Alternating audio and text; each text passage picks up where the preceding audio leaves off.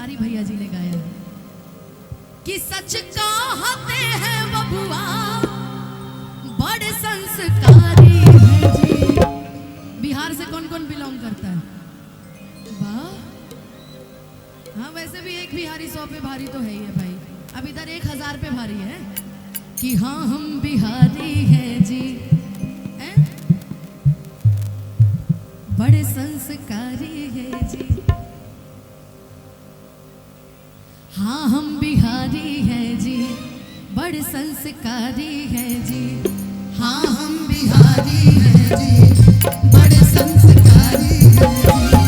सच कहते हैं बबुआ, सच कहते हैं बबुआ, बड़का चिंगारी है जी।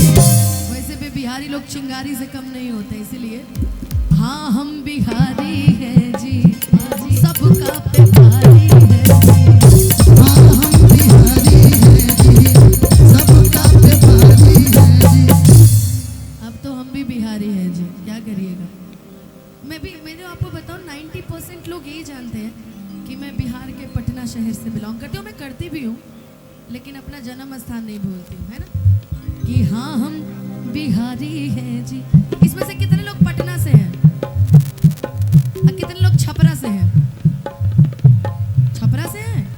और कितने लोग मुजफ्फरपुर से हैं, हाजीपुर से, भागलपुर से, सिवान से, बलिया से? अरे ये तो उत्तर प्रदेश में आता है यार।